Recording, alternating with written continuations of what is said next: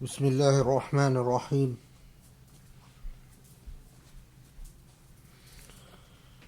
والحمد لله رب العالمين، وسبحان الله العلي العظيم.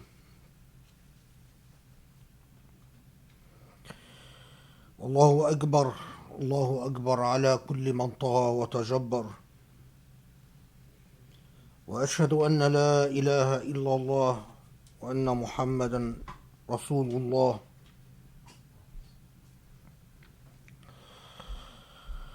نؤمن به فهو هدينا،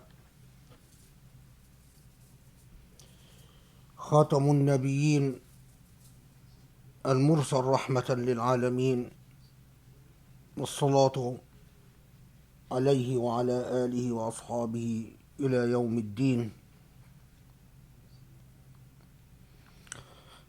الله لا إله إلا هو، نستهديه ونستجيره ونستعين به. نسألك الله أن تقسم لنا من خشيتك ما تحول به بيننا وبين معاصيك، ونسألك أن تقسم لنا من رحمتك ما تقربنا به من طاعتك، ومن اليقين ما يهون علينا مصائب الدنيا وأحداثها. وصل وسلم وبارك على محمد وآله وأصحابه يا رب العالمين.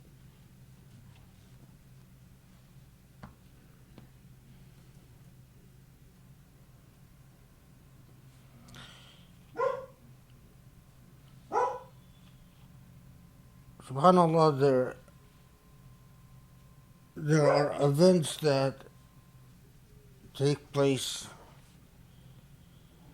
that it would simply be a form of malpractice, not for Jummah Khutbah to talk about. One doesn't talk about these events because it is enjoyable to do so.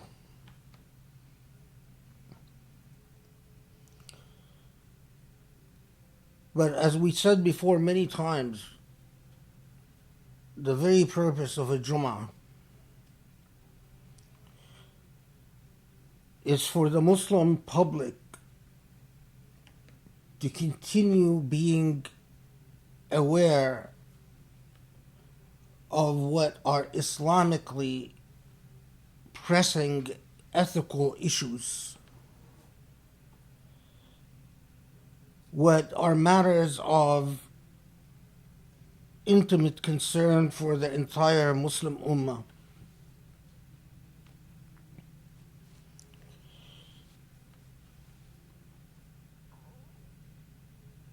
Jummah was never intended to be like Sunday services in so much of Christianity, a form of escaping the world or escaping from the demands of the world into and especially this is after the modern age and the way that Christianity adapted to the modern age, or the modern age forced Christianity to adapt. So much of religious services in Christianity became really a form of suspending the material world, suspending oneself from the material world, escaping the demands of the material world into what the implied assumption is a make-believe world, a world where you can believe that there's something in the sky, in the heavens, that loves you unconditionally, regardless of the way you are and what you've done. And as long as you acknowledge that thing, it is eternally grateful and just simply bubbles with love over you. In Islam, like so many of the issues relating to religious practice in Islam, Islam is a religion that is entirely at peace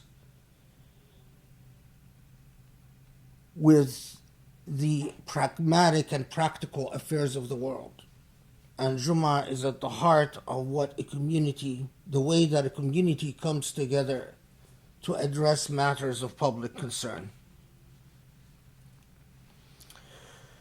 Recently, we all woke up to the news of the United Arab Emirates signing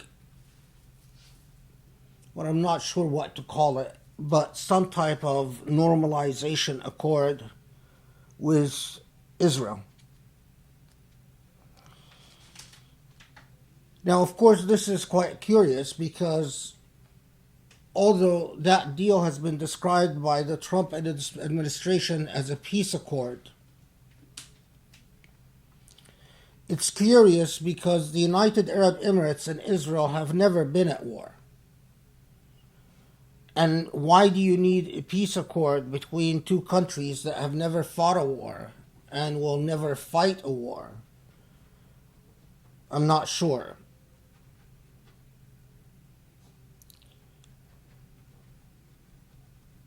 Nevertheless, and of course, the United Arab Emirates doesn't border Israel. So it's not, we don't have to worry about Israel invading the United Arab Emirates or the United Arab Emirates invading Israel.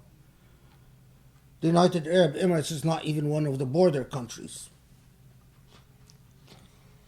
The reason I mention this is because it underscores the extent to which this so-called peace accord is everything but. Anyway, the United Arab Emirates signs some type of agreement with Israel, a normalization accord, if you will, some type of accord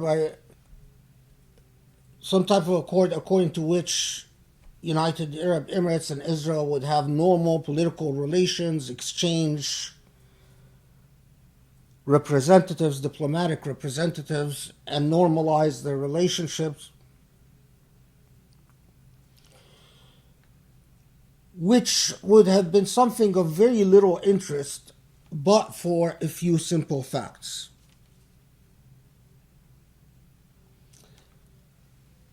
One, the Trump administration touts this agreement as an example of the way forward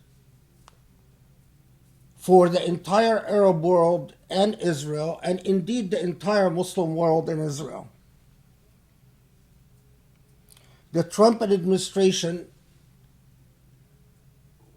constructs this deal as an example of the type of peace that they want in the Middle East.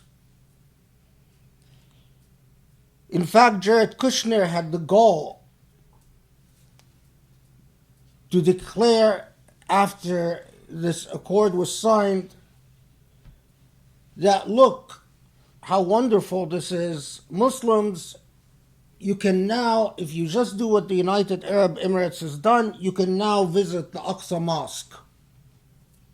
That's, of course, we're going to visit the Aqsa Mosque in these periods in which Jewish settlers are not invading the Aqsa Mosque and occupying it.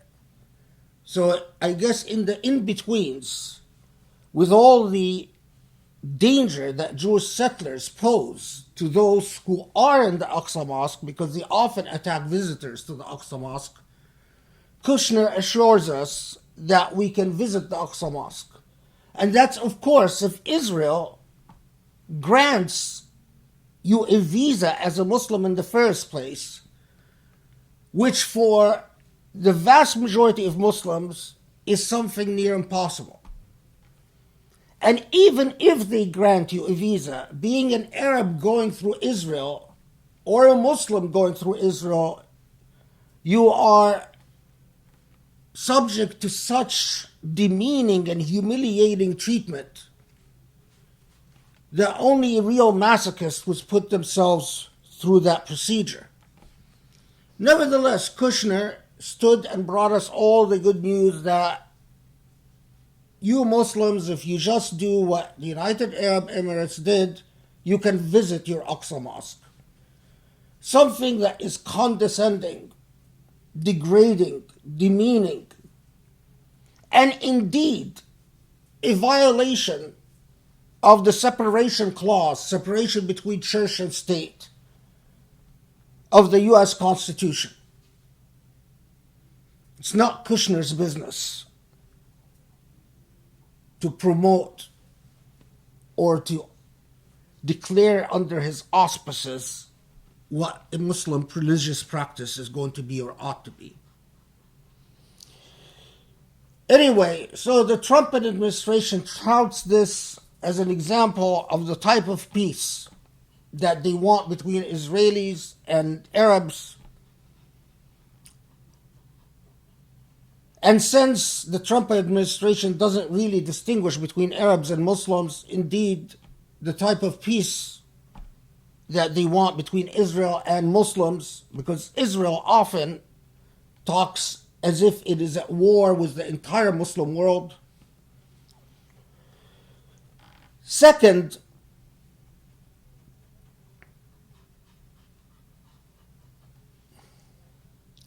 the United Arab Emirates itself claimed that they signed this accord not because they are betraying the Palestinian cause, but because they want to help the Palestinian cause.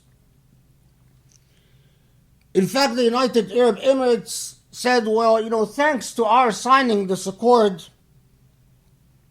Israel agreed not to annex Palestinian territories in the West Bank or to suspend its annexation program.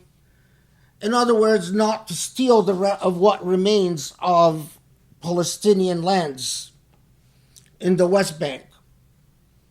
So the United Arab Emirates itself has posed the deal not as a bilateral agreement between two nations, but as a peace accord that sets an example for the rest of the Arab world and the rest of the Muslim world. This is precisely why, right after the accord was signed, Sisi's government in Egypt was the first to endorse it and praise it and speak about how wonderful it is.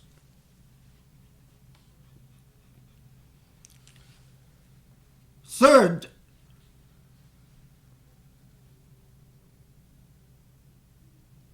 Israel itself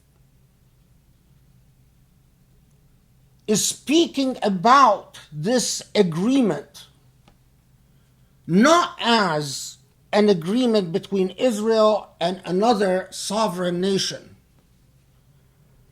but as proof positive that Arabs no longer care about Palestinians and have sold Palestinians down the drain, and that indeed the entire Muslim world doesn't care about Palestinians and does not care about the Aqsa Mosque. Netanyahu bragged that Israel has secret relations with many Muslim countries, and that following the example of the United Arab Emirates, these Muslim countries will soon come out to the public in open relations with Israel, and that proves that Israeli policies are correct and that Muslims do not care about the Aqsa Mosque and that Muslims do not care about Palestinians or their homeland. So you have the United States talking about this as a peace accord, the United Arab Emirates claiming that they've done this for the sake of Palestinians, and Israel itself. So don't tell me that this is simply some type of bilateral agreement between two sovereign nations that are free to do whatever they want.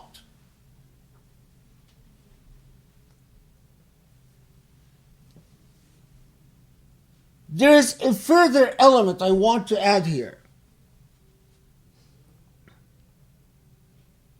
Israeli TV is remarkably,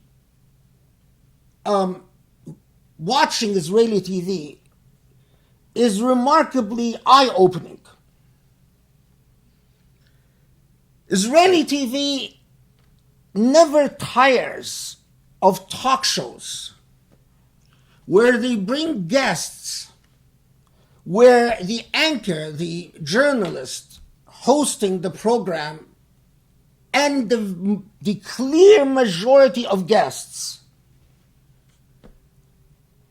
engage in what is clearly erroneous discourse about Palestinians, Arabs, and Muslims. According to one talk show after another, in the events leading up to this accord and the events after this accord, the agreement that Israel just signed with the United Arab Emirates proves that Arabs and Muslims understand only one language, and that's the language of violence and power. That Arabs and Muslims can only be subordinated and made to submit. That in fact this proves that Israel was right not to ever negotiate seriously with Palestinians and to only teach those people meaning Arabs and Muslims, the language of power and subjugation. And that in fact, Arabs are finally coming around to the realization that they have been defeated and that they must abandon the Palestinians to their fate, and that fighting for the Aqsa Mosque is a futile cause, and that surrender is the only realistic path before them.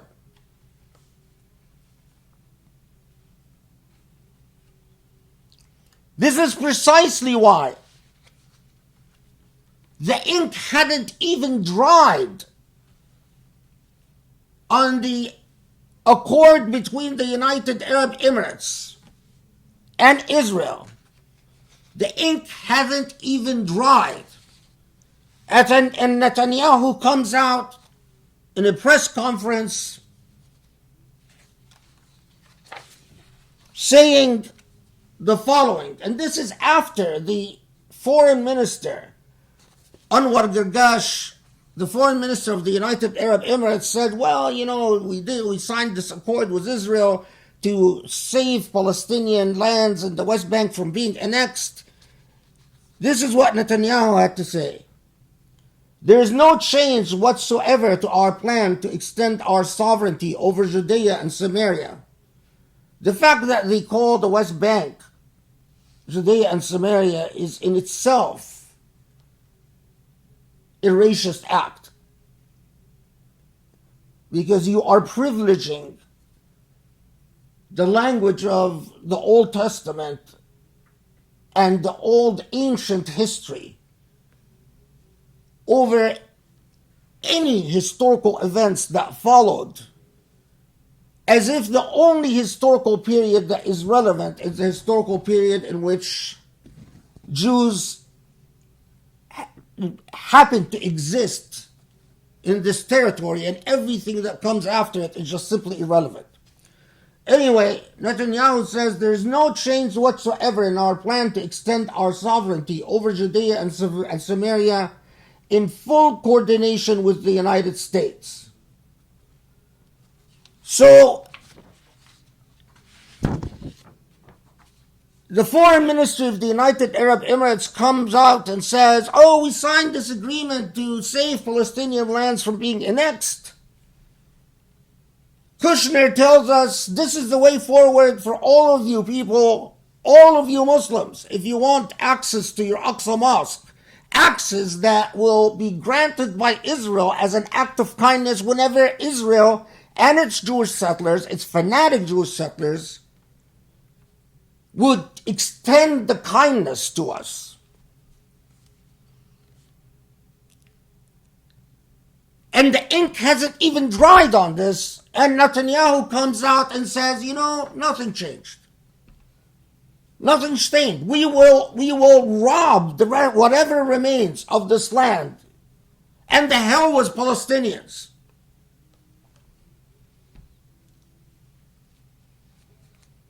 This is precisely what you hear on Israeli TV. This is precisely what you hear on Israeli TV. Those Muslims, if people could just hear the way Muslims are talked about in Israeli talk shows, it is the most degrading and demeaning thing. They are always talked about as if they are children with a very limited IQ and a very limited capacity to comprehend and understand.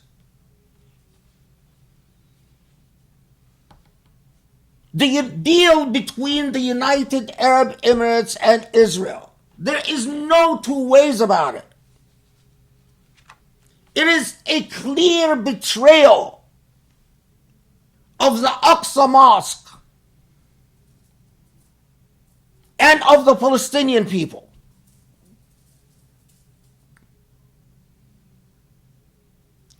A clear betrayal of the Aqsa Mosque and the Palestinian people. The Trump administration moves the U.S. Embassy in clear violation of international law and in clear contradiction to all the previous agreements and accords since 1967, moves the American Embassy to Jerusalem. And who can forget the comment made by American diplomats, several of them, oh, when we moved the American Embassy to Jerusalem, we thought that the Arab world would erupt, but see, nothing happened. But not only that, but then United Arab Emirates comes along to effectively reward the Trump administration and the Israeli government for clearly abusing the sovereignty of the Palestinian people and clearly abusing the history and the heritage and the sacrifices of Muslims around the world over centuries by simply annexing Jerusalem and declaring it an Israeli capital undivided under Israeli tutelage.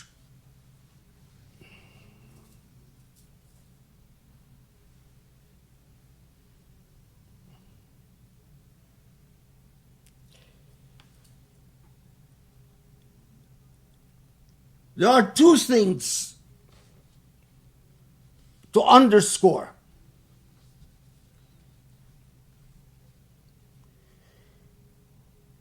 Why should all of us care?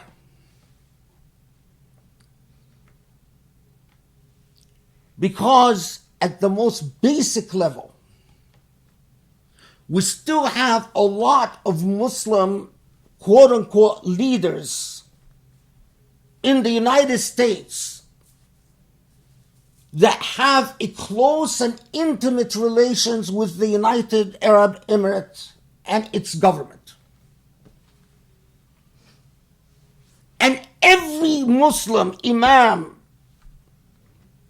or wannabe imam or academic that has a close association with the United Arab government has a close association with an evil thing, with a government that has consistently betrayed Palestinians and Muslims and Jerusalem.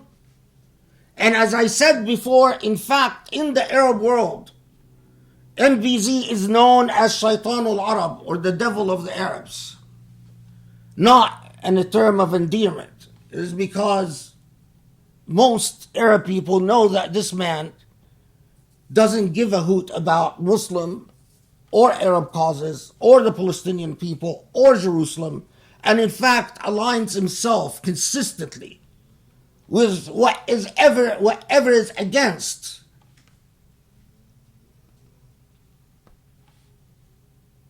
what Muslims want or what Palestinians want. This is a critical element, because I am sick and tired of people that do not hold their leaders accountable. If you are a Muslim in the United States and you do not hold Hamza Yusuf accountable for his close and intimate relationship with the United Arab government, then you are part of the problem. Unless we hold our leaders ethically accountable, then you, in turn, are an unethical person. You vote all the time. You vote with your attendance. You vote with what you click on the computer. You vote with what you give a like to. You vote with what you choose to spend money on or spend time on. You vote. And when you know that there is a government that has clearly betrayed the Aqsa Mosque and Jerusalem, Quds, leave alone betrayed an entire people, the Palestinian people, and you still don't hold your leaders accountable for their unethical and immoral conduct, then you are unethical and you are immoral. And then don't even bother with pretending to be a good Muslim, because it's a lost cause from the get-go.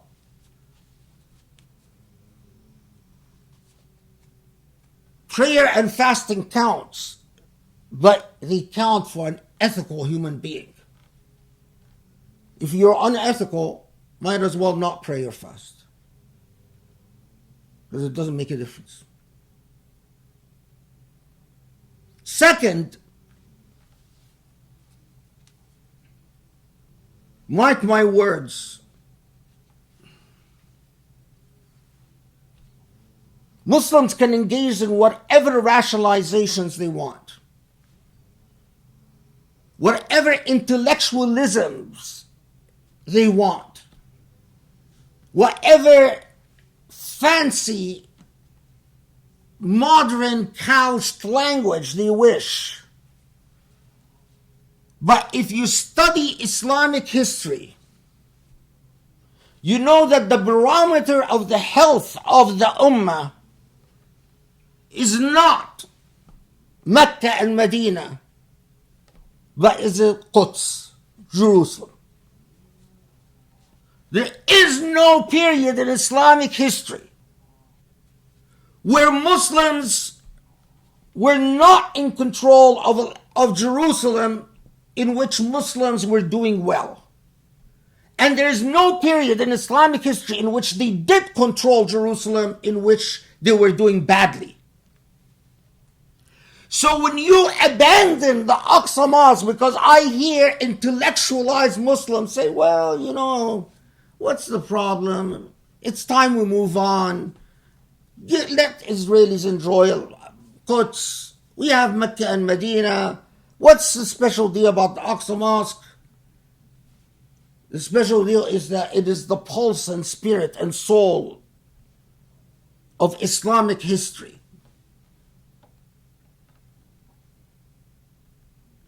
When you betray Al-Quds, you haven't just betrayed the Palestinian people, but you've betrayed the Islamic history, leave alone, of course, the Prophet ﷺ and his Isra and Mi'raj. But the entire Ummah is forsaken.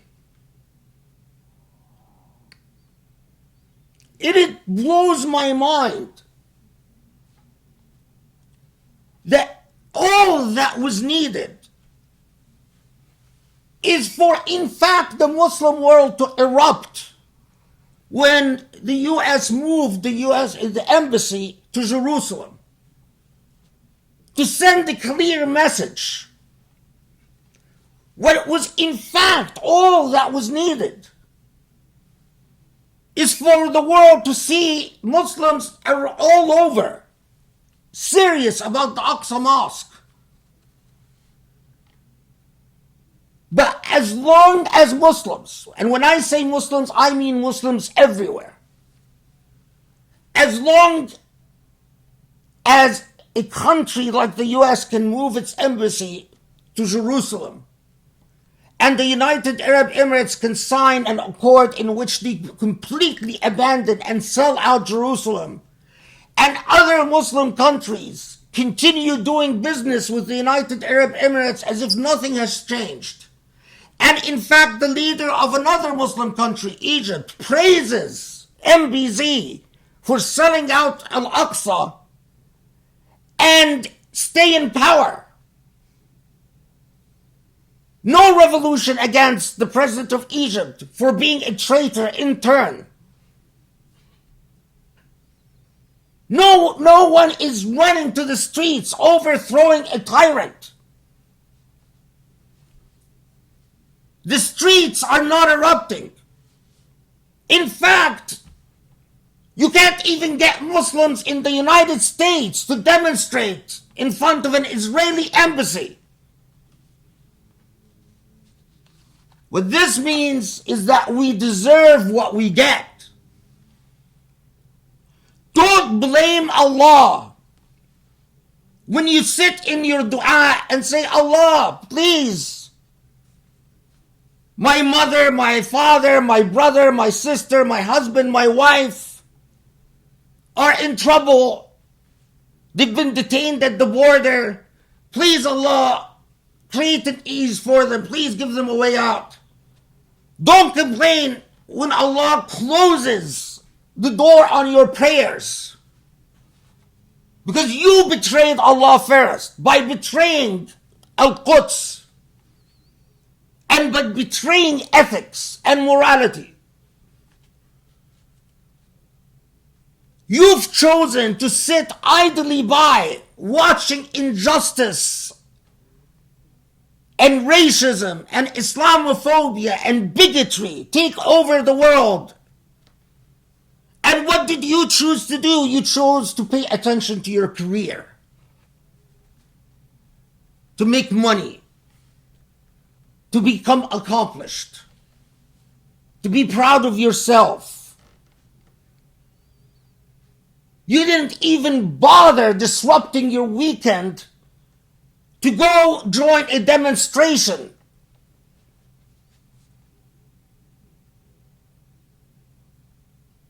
So don't complain when Allah doesn't help you, doesn't help your family, doesn't help your loved ones. When Allah simply closes the door to your pleas and to your prayers. Is it that serious? Yes, it's that serious. We are often focused on what Allah does with us. But how often are we focused as to what we do with Allah? Do we really hold our end of the bargain?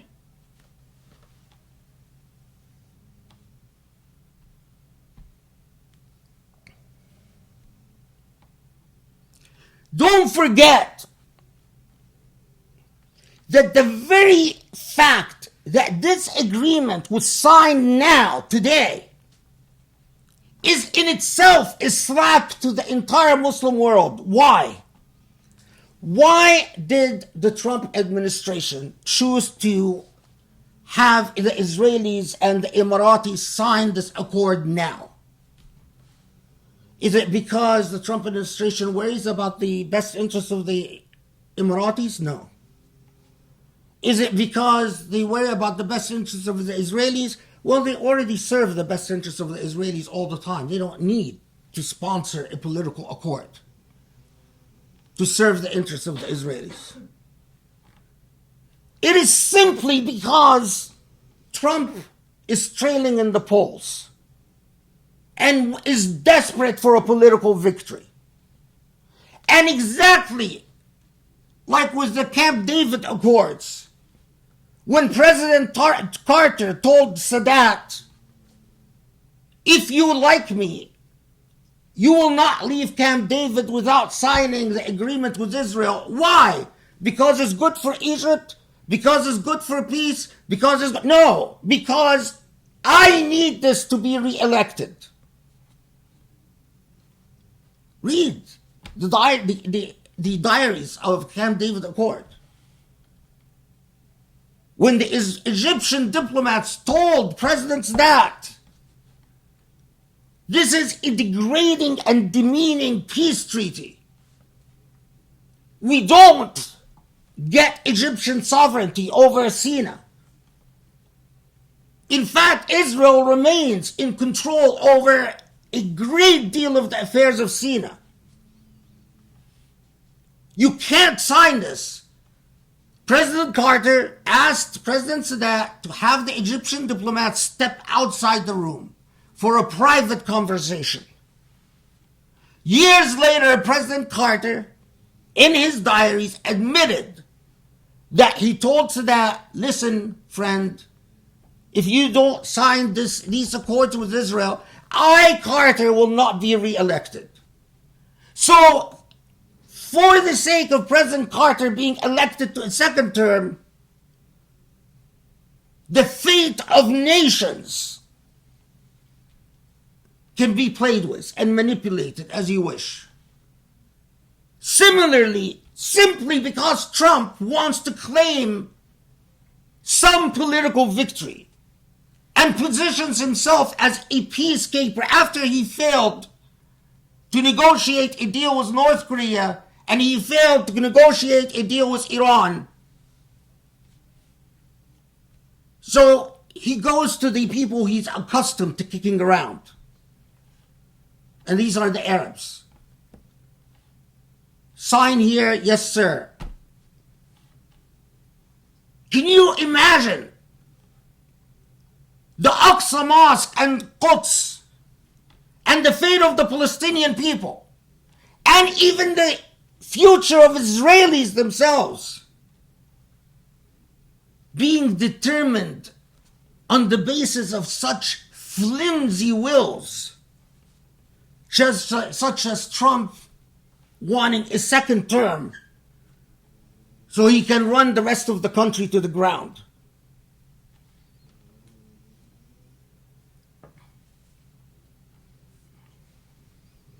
Some people have written me and said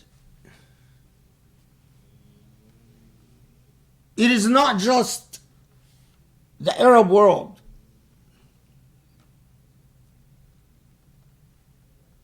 It is true. Islam is not an Arab religion, clearly. But the problem of Jerusalem and the Aqsa is that the heart and soul and core of the entire Muslim world. I wish it was the case that the Indonesians and Malaysians and the Turks and the Senegalese played a much more serious role as to what would become of Al-Quds. But the reality of the matter is that in the same way people left Al-Hijaz to a literally unknown family, the Al Saud, they left the entire fate of Al-Hijaz to this family that was plucked from the desert, that no one knows anything about. The Al Saud. People abandoned the entire cause of Al-Aqsa and Al-Quds to a few Arab countries that are still living in the throes of colonialism.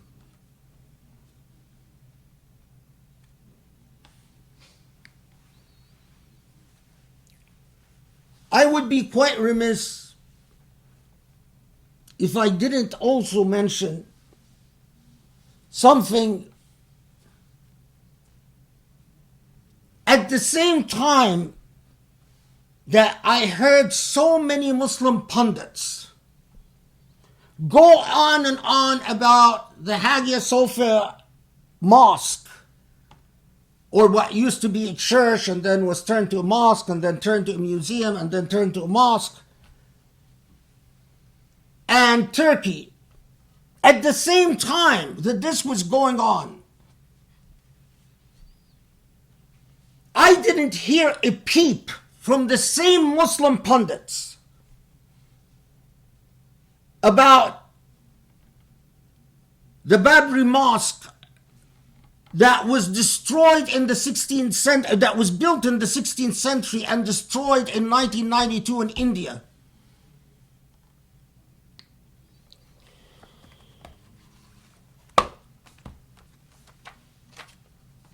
It was destroyed in 1992. A mosque that was built by the Emperor Babur, the Muslim Emperor of India, and torn down by Indian extremist Hindu fanatics in 1992, at the same time that the entire controversy about the Hagia Sophia Mosque was going, Hagia Sophia, whatever church, museum, mosque, was going on. There was a case pending before the Indian Supreme Court about whether, after the Babri Mosque was torn down, Hindus can build a Hindu temple on that site. Not surprisingly, Muslims wanted to rebuild the mosque that was torn down by Indian extremists. And they filed a lawsuit in India to be granted the right to rebuild the mosque that was torn down by Indian extremists. Well, the decision of the Indian Supreme Court came down around the same time that the whole controversy with Turkey and its mosque was going on. And the Indian Supreme Court decided that Muslims cannot rebuild their mosque on that location. And not only that, that the Indian government has the right to build a Hindu temple over the location of the Babri Mosque. And in fact, the fanatic Hindu nationalist, Modi, already drew up the plans and the finances to build a Hindu temple over the location of the historic mosque that was destroyed by Indian extremists. The same Muslim pundits, and just so you know how so many, I just get tired of so many Muslim youth acting like they're independent thinkers and they're free thinkers, and they don't realize the extent their entire intellectual epistemology, their entire consciousness, their entire agenda is created by social media. Social media tells them the topic to talk about is Hagia Sophia in Turkey, and they all do that like parrots. Social media doesn't put on the radar Indian fanaticism and the persecution of Muslims in India, and it's not on their radar. And yet they all go around acting like they're very cool. And they're such independent thinkers.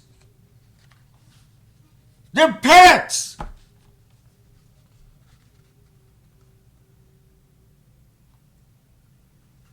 In a remarkable repetition of Jewish mythology about the Aqsa Mosque,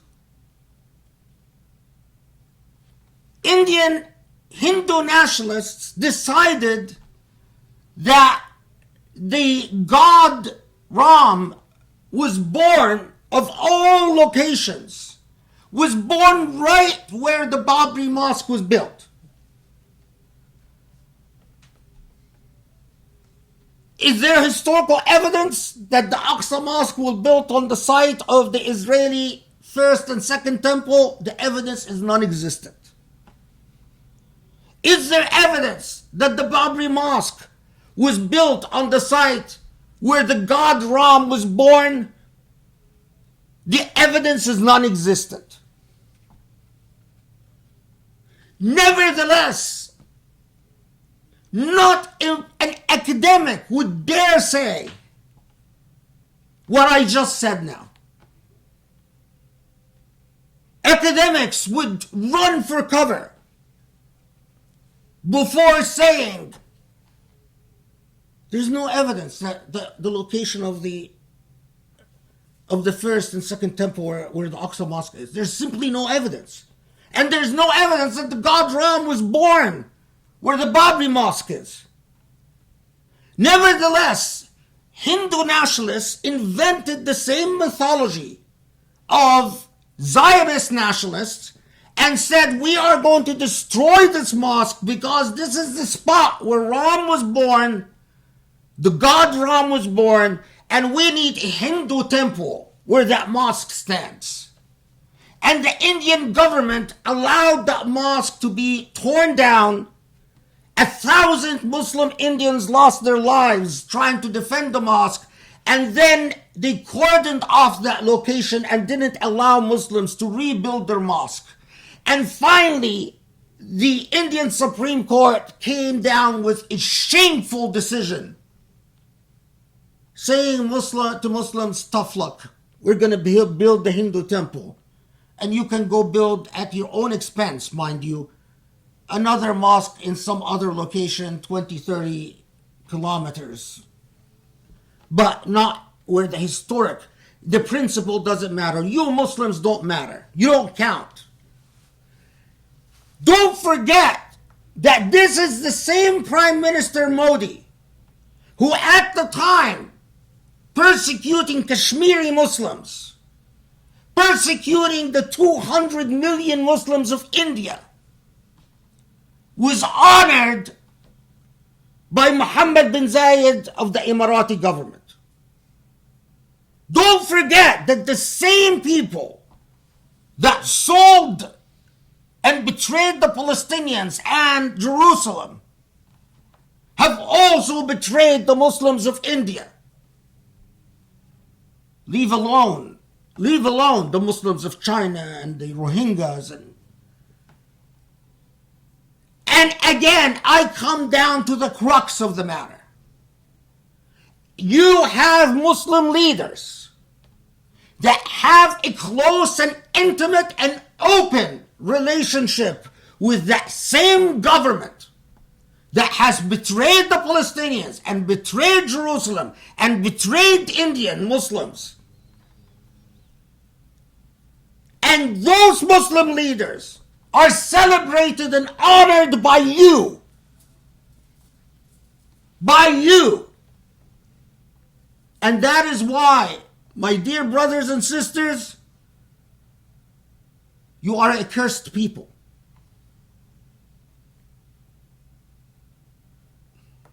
That is why we are a cursed people. Astaghfirullah, yastajib lakum.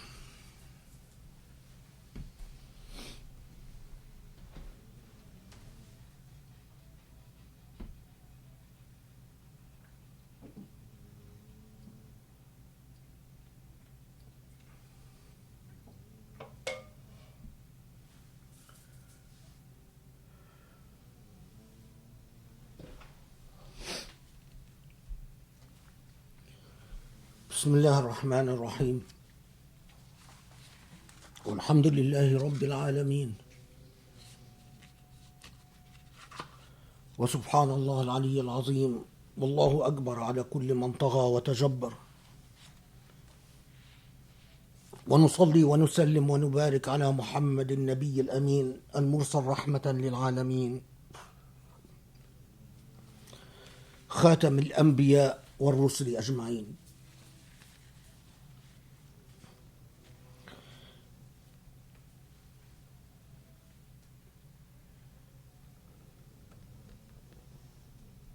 Recently, I'm not quite sure why, but Allah has willed that I run into people or situations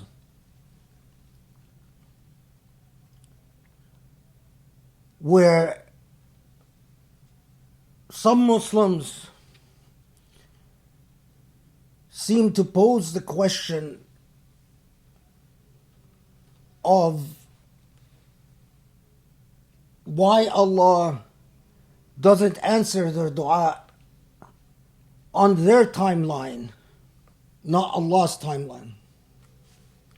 Well, already theologically, if Allah answers the dua of any of us because of what we've done to Islam, it would be an act of pure grace.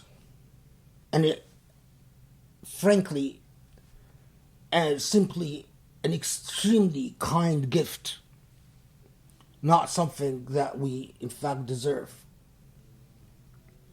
Maybe if we would have done our duty towards protecting fellow Muslims and protecting the Hijaz and protecting Al-Aqsa, maybe we would have the right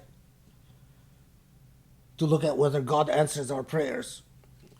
But I have a different point to make. These various conversations reminded me of a story of Tha'laba in Islamic history.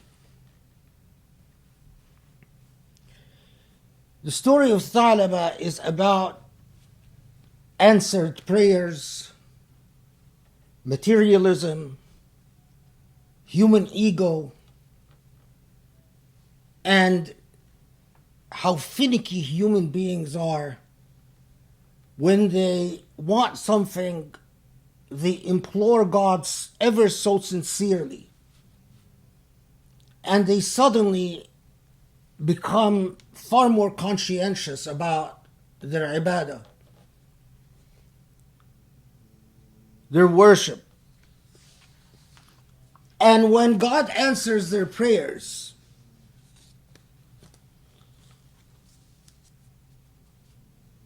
they very quickly experience and change in mood and attitude.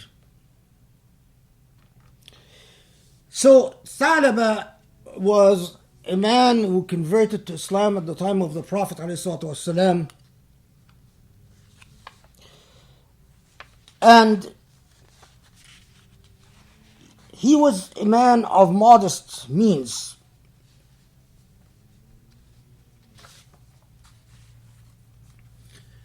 And also, after his conversion, he was a regular attendee at the mosque in Medina, a regular worshipper. In other words, a good Muslim, used to memorize the Quran. But Thalaba had one dream. He dreamt of being a big merchant, livestock merchant. He wanted to have a cattle farm that is very productive and wanted to sell cattle and become, in our language, a mover and shaker in the world of business. And Thalaba would consistently pray to Allah that Allah would answer his prayers and say, Allah, only if I was a man of means, only if you, Allah, would give me, I would be able to do so much more for Muslims.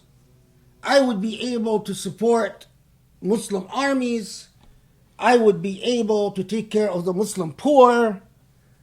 I would do so much for Islam. After long sessions of dua, Thalaba finally goes to the Prophet ﷺ and says, Prophet, Allah knows my intentions. I intend to do a lot of good for Islam and for the poor and for the armies of Islam. I intend to do a lot of good, so pray to Allah to make me wealthy. The Prophet ﷺ said, Thalaba, a little that you are truly grateful for is much better than a lot that you are ungrateful with. And Thalaba says, Prophet of Allah, trust me, if Allah would give me, you would see what I would do. Finally, the Prophet ﷺ prayed, Allahumma rzuq Thalaba. Allah, make Thalaba wealthy. No time passed before suddenly Thalaba's business picks up, and week after week, Thalaba's livestock, he has a series of business deals that go wildly well, and his livestock grows. The Prophet ﷺ started noticing that Thalaba is late to Jummah. He didn't say anything. Thalaba would arrive, but he'd always now arrive late. He's no longer among the first comers to Jummah who's waiting there for the Prophet to arrive. But he didn't say anything. Then months pass, and the Prophet ﷺ notices that Thalaba is missing Jummah. So the Prophet ﷺ tells his companions, أين ثعلبة? ويل لثعلبة. Where is Thalaba? Woe to Thalaba. That means the Prophet ﷺ is asking about him, and now he's worried. The companions tell the Prophet ﷺ that indeed Thalaba is missing Jum'ah because he's busy now as a big merchant and a wheeler and dealer. He can't always attend Jum'ah, and in fact, they heard rumors that he built a little prayer area next to where he lives, so he can just pray there and save time. More time passes, the Prophet ﷺ deputizes the tax collector. The tax collector is the one that goes around collecting from merchants around Medina the kharaj that is due and the zakat that is due, as well as the sadaqat that merchants pay. So they go to Tha'laba, and Tha'laba says, how much do you want? They tell him. He says, but wait, the amount you're asking for is greater than the jizya that I would have paid if I wasn't Muslim. Logic, rationalization. The tax assessed is now higher than what non-Muslims pay as a jizya. The tax collector tells Tha'laba, so what? This is what you owe. This is what you owe the poor. This is what you owe the state. Pay. Tha'laba says, give me some time. Some time for what? Well, I need to think and arrange my matters. The tax collector goes back to the Prophet ﷺ and says, Tha'laba complained that this is as much as the jizya or more than the jizya and hasn't paid. The Prophet ﷺ simply says, Waylun li Tha'laba. Woe to Tha'laba. Doesn't add anything else. The tax collector goes back to Tha'laba. This time Tha'laba says, listen, I'm not paying. What does the Islamic State do for me anyway?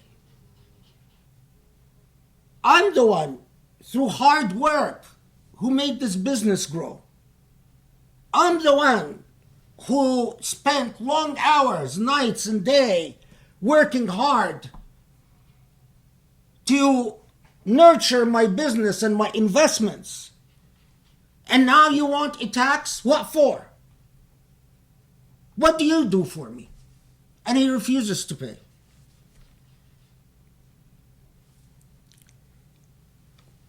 Because the Prophet ﷺ was alive at the time, not too much time passes before the Prophet receives revelation.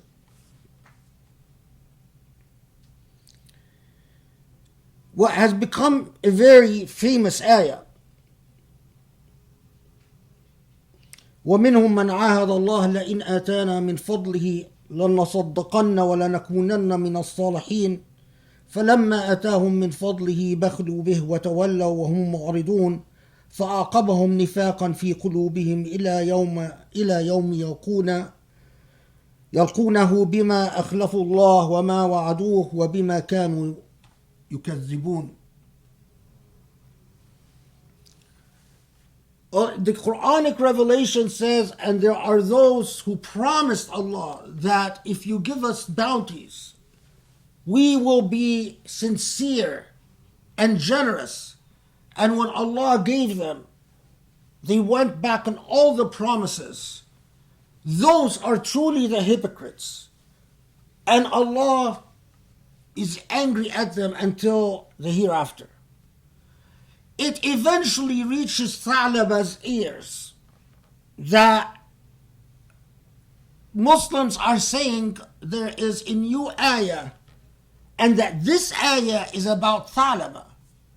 Tha'laba freaks out.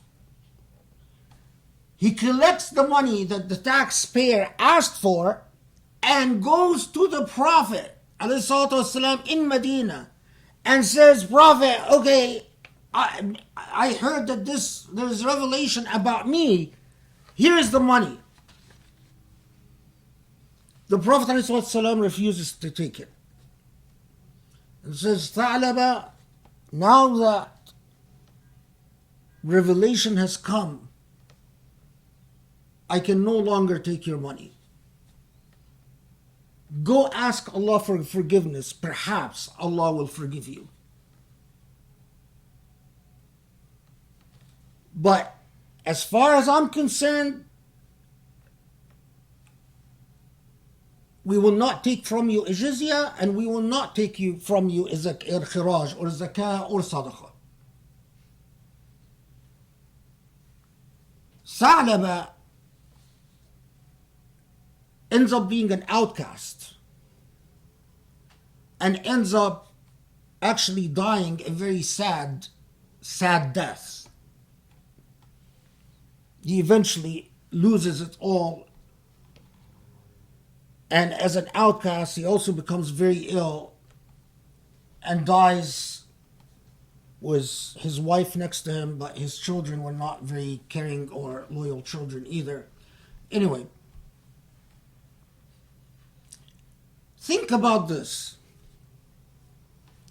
At the time of the Prophet ﷺ, Tha'laba became an outcast because of what for Muslims nowadays would strike them as a very logical point of view. Maybe it's something we should discuss. Maybe it's something we should spend a couple of hours tweeting about or Instagramming about or whatever Muslims do these days. Is the sadaqah and zakah like jizya? Are they the same? Are they different? Well, how do just intellectual adolescence. But if Tha'laba lived in our days, instead of becoming an outcast in the Muslim community, he would have an army of Muslims kissing his behind. So he can, because he's rich and he's wealthy and he's a mover and shaker. This is how morality is constructed in society and betrayed in society. When immoral people find that there are no consequences to their immorality, it becomes a shaitani project. The entire social structure becomes a shaitani project, and you become a participant in a shaitani enterprise whether you want it or you don't. But when unethical behavior is treated as such, the impact of on society becomes undeniable, and morality is rewarded and immorality is ostracized. أقول قولي هذا وأستغفر الله لي ولكم. أسأل الله يستجب لكم. اللهم اعف عنا، اللهم ارحمنا، اللهم اغفر لنا، اللهم يسر لنا أمورنا يا علي يا عظيم، واسكننا فسيح جناتك وقنا عذاب النار يا الله. Allah, forgive our sins. Grant us the straight path, the path of guidance, the path of light.